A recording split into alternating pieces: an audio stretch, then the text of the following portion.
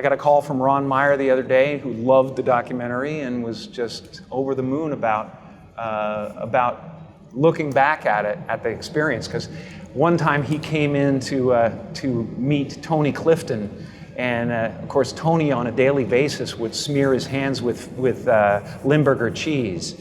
And whenever the executives came on the set, he would shake their hands with Limburger cheese. And Stacy Snyder and Ron Meyer got cheesed.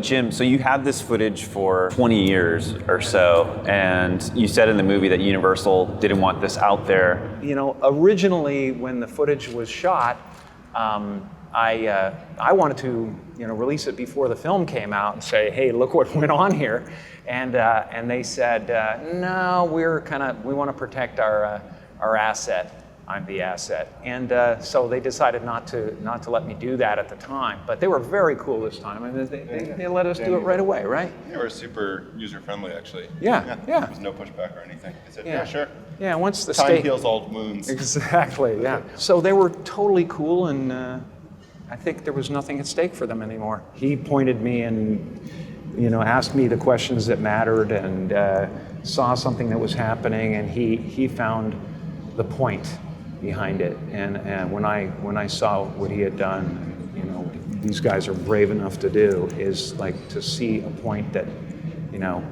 is something different. I mean, you put the best stuff in. There was nothing, I mean, it was ultimately just trying to find, there was so much material just between the archival footage from the interview, looking back at Jim and Andy's career, so there was so much to choose from, but just trying to create a story that felt crafted and sort of moved well was like the main goal. I think it's been a long process, and I'm not saying that I don't get caught up in the story, because the story's fucking compelling sometimes. But it was definitely an important moment in the process where I found myself subjugating Jim Carrey for Andy Kaufman and Tony Clifton, and then at the end of it looking for Jim Carrey again and having trouble finding him. And at a certain point, I realized, hey, wait a second, if it's so easy to lose Jim Carrey, who the hell is Jim Carrey? And there was this Spielbergian kind of rack focus at that point, where, like Roy Scheider on the beach, where I was kind of watching from another place. And there's been a series of kind of awakenings I've had in my life, and people chalk it up to depression and all that stuff. I think that grief and sadness and all those things are the ticket home to nothing. I think that was a part of the process. There's been several other awakenings, and yet still I have a lot of egoic attachments that pull my attention and focus. I think the right marriage with the right character and the right guy who's going through something is essential. Now I feel like when I'm playing characters or whatever, I'm painting or doing whatever, you almost have to. Now I have to believe that I'm a character, that I'm playing a character who believes he's real. So there's an extra kind of leap of faith that has to happen. I don't believe I'm real, but if I play a character who's struggling, which most of them are, I have to believe entirely in his plight. Danny, you and Spike produced this documentary for Vice. What was it about Jim's story was so compelling? I think for us, we're always, no matter what the story we're covering is, we're always looking at things from a very kind of character and humanistic level. And a lot of stuff we do looks at questions of identity and what drives people. And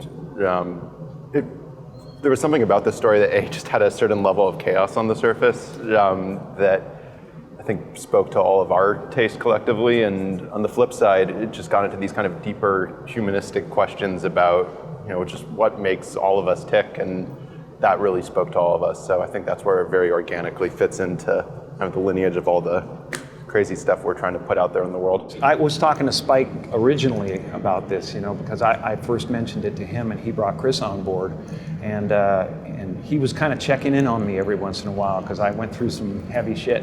So he was checking in to say, how you doing? And we'd have these long existential discussions. And we started talking about the documentary and how I wished that people could have seen it. And so he went, send it over. You said you've kind of disassociated yourself with Jim Carrey, but does it, everyone, when we see your face, there's so many iconic roles in so many of our favorite movies, from Eternal Sunshine, Dumb and Dumber, and everything. That has nothing to do with Jim Carrey. That has nothing to do with Jim no, Carrey. Nothing at all to do with Jim Carrey. That's just what happened, and it is wonderful, and there's insane gratitude around it, and wonder around it. How did it happen, and fulfillment from it, and it's. I look back at it and I see something beautiful that rose out of nothing and happened for no one. It just was. Like, it was almost like every 6 months to a year we saw this like huge Jim Carrey comedy. Do you miss that? No, I honestly, there's nothing but this. You're my universe. You know what I mean? So I'm not looking forward and I'm not looking backward, and I'm not, the aspect of this that's backward to me is like a contemporary thing. What's good about this movie? It's not a look back. It's a contemporary concept. It's what's happening right now inside everybody. Is they're going, who am I? And they're depressed. A lot of people, because they're trying to hold up an image in the world. And that's what depression is. People go like, oh, Jim's been depressed and stuff. Well, yeah, I was depressed when I was trying to be the Wizard of Oz instead of the sweaty guy behind the curtain. But now I know that Oz is a character, and I think everybody deals with that. Everybody walks around and they go like, why am I depressed? Well, it's because you're trying to be something for the world, and as soon as you let that go, better things happen because they're just happening, but it's not, now it's just sadness. Sadness comes, happiness comes, it's weather that flies by in the sky. It doesn't sit on you long enough to drown you,